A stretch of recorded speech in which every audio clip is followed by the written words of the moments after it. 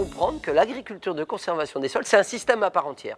Pendant 10 ans, moi, j'avais ôté la charrue, mais pour moi, j'étais dans le même système. Je continuais à travailler en surface, je passais ma air, je passais un coup de décompacteur. Donc, j'étais toujours dans le même système. Et je n'obtenais pas les résultats que j'attendais sur l'enherbement, sur l'efficacité de production, mais aussi, je voyais bien que j'avais une augmentation de mauvaises herbes, parce que je travaillais sur beaucoup moins profond, donc j'avais une concentration. Donc, ce que je gagnais au moment où je cassais les herbes qui étaient là pour éviter un traitement, ben je le retrouvais après parce que je faisais lever ce qui était dans ce sol. Et en même temps, on voyait qu'on n'avait pas les résultats environnementaux liés à la qualité de l'eau, par exemple. Parce que si vous voulez diminuer l'érosion, que vous travaillez sur 25 cm ou sur 5, la partie travaillée, quand il pleut, elle finit en bas, hein, il n'y a pas de secret. On a mis du temps, collectivement, hein, à se dire, mais comment ça se fait que ce qu'on nous présente dans les tribunes, ce qu'on voit dans les documents professionnels qui travaillent là-dessus, on n'a pas le sentiment qu'on va vers quelque chose d'efficace. C'est le jour où on a compris que c'était bien un système, qu'il ne fallait pas considérer l'agriculture de conservation des sols comme des techniques qui se rajoutent. Ce n'est pas faire plus de diversité d'espèces, ce n'est pas pratiquer des couverts végétaux, ce n'est pas travailler un peu moins le sol. Non, ça c'est des très bonnes techniques dans le système conventionnel. Je les prends, mais je reste dans le même système. L'arrêt du travail du sol ne peut pas fonctionner tout seul. Et ça, on l'a appris dans les fin des années 90. Dans les années 90, sont arrivés des outils qui nous permettaient de semer en surface sans travailler le sol. Mais on n'avait pas compris qu'il fallait des plantes pour empêcher que le sol il devienne comme du béton, comme il est là. Parce qu'aussitôt qu'il pleut, c'est la pluie qui bat le sol et qui le compacte. Donc, c'est pour ne pas travailler le sol qu'est l'objectif pour obtenir les résultats environnementaux. C'est ça l'objectif pour avoir des résultats environnementaux, pas sur la qualité de l'eau, sur le stockage du carbone, sur la biodiversité, il ne faut pas travailler le sol. Mais pour pouvoir le faire, il faut s'appuyer sur les deux autres piliers. Toujours avoir un sol couvert. C'est pour ça qu'aussitôt qu'on récolte, on essaye tout de suite de le faire. C'est pas facile quand il fait sec, quand on a d'autres boulots. Et pour que le sol soit vivant et qu'il marche bien, il faut favoriser cette diversité dans les sols. Et bien pour ça, il faut pouvoir utiliser les outils de complexité du vivant, c'est-à-dire plein de plantes vivantes, pour pouvoir alimenter le pôle naturel du sol, le pôle biologique du sol, avec de la diversité d'espèces. Parce que le moteur de tout ça, c'est la matière organique, c'est le carbone. Et ça, on vient juste de le comprendre. Qu'il y a 10 ans, le carbone... C'est bien souvent par les échanges dans le groupe que la mise au point des techniques s'élabore, comme celle de l'importance du roulage après le semis. Il y a une règle qui est claire, c'est « je sème, je roule ». Évidemment, il faut rouler absolument avant qu'il pleuve, après le semis. On réduit les risques de perte, de levée, on doit... Parce que la surface est trop... En patois vendéen, on appelle ça surge. C'est-à-dire, c'est trop léger la surface à cause de la matière organique. Et ça, il faut absolument le rappuyer. Il faut absolument que le contact soit le meilleur possible.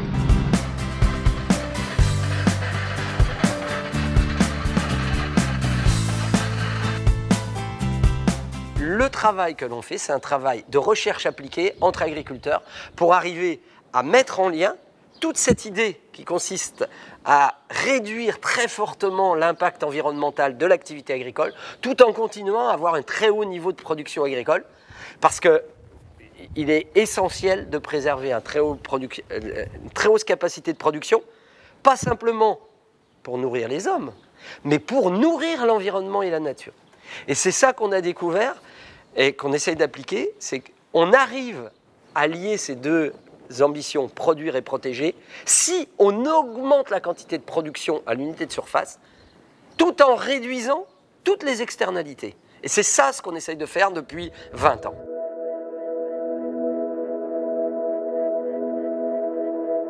Passer en agriculture de conservation des sols n'est pas suivre un long fleuve tranquille. Les embêtements, c'est quoi? C'est simple, je ne touche pas mon sol. Je sème dedans, je mets du couvert, je donne à manger. Vous favorisez qui? Ben, tous ceux qui nous embêtent. Les taupes, les mulots, les campagnols, les limaces, les taupins, Alors là, vous êtes envahis des saloperies, comme aurait dit mon père. Ouais, mais si tu fais ça, tu auras plein de saloperies. C'est vrai.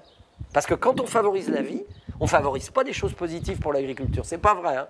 Celui qui vous dit ça, c'est pas vrai. Par contre, on peut, grâce à des aménagements et justement dans l'apprentissage de la réduction de risque, réduire l'impact de...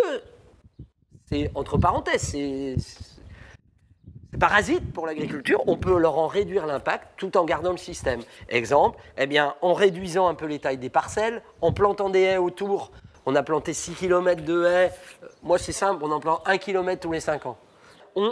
Petit à petit, on a essayé de trouver une façon pour réduire, par exemple, l'impact des limaces, qui sont un gros problème. Aujourd'hui, les limaces chez nous, c'est anecdotique.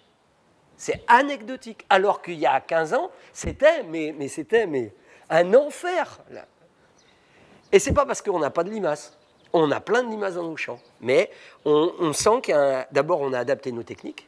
On a également mis le milieu autour qui correspond. On a fait beaucoup évoluer les productions qu'on fait également, quoi. Et la gestion interne de chaque culture, on l'a adapté aussi à cette contrainte-là, à ces contraintes de nuisibles, etc. Mais on n'a pas tout résolu, mais enfin, c'est pas mal.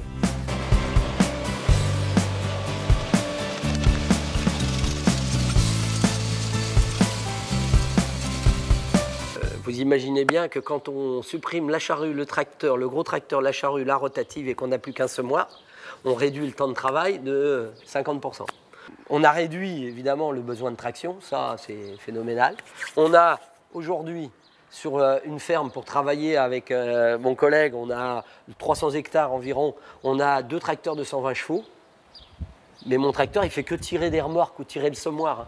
Donc ils ont des consommations extrêmement faibles. On consomme en moyenne autour de 40 litres hectare. Tout compris, battage compris. Avant, on était à 80-90 litres. Donc on voit bien qu'on compresse les coûts. On a des charges de mécanisation divisées par 2 par rapport à nos collègues dans les mêmes systèmes de production. Donc ça, c'est des gains immédiats qu'il faut avoir quand on va en agriculture de conservation des sols.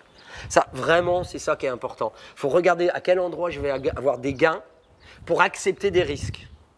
Je n'ai pas dit des pertes, mais je vais prendre des risques. Donc si je n'ai pas d'abord emmagasiné un petit peu de gains, ou je les ai anticipé ces gains-là, je vais avoir du mal à accepter les risques que je vais prendre dans l'adaptation du système. Ça, c'est très important, cet équilibre-là. Nous, en tout cas, sur la ferme aujourd'hui, on a fait des études. Ce qui est plus important pour nous, c'est qu'économiquement, ça soit super solide. On n'aurait jamais réussi, nous 3 associés, si on n'avait pas été tous les 3 ensemble, en étant persuadés, et ensemble à chaque fois regardant la réalité de ce qu'on faisait, on aurait été séparés tous les 3 dans chacun sa ferme, on n'aurait pas fait ça. Parce qu'à l'échelle individuelle, c'est très dur d'être dans des situations d'échec quand tous les autres réussissent ou quand il y a un jugement humain de nos parents aussi. Parce que ça, c'est compliqué, le changement de système. Voilà.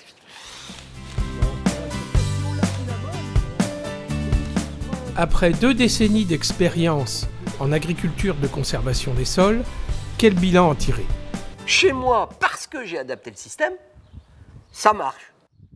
Dans aucun cas, on pourrait poser la question à mes associés, dans aucun cas on reviendra en arrière.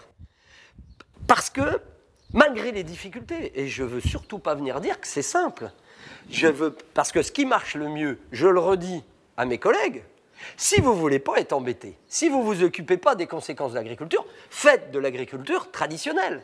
On travaille son sol, on le laboure bien, ça marche très bien. Si on ne regarde pas les externalités, notamment liées au sol. L'agriculture de conservation des sols, elle a un pouvoir qui est extraordinaire. Qu'on découvre collectivement, c'est que tout d'un coup, nous, agriculteurs, on a récupéré la main sur notre métier.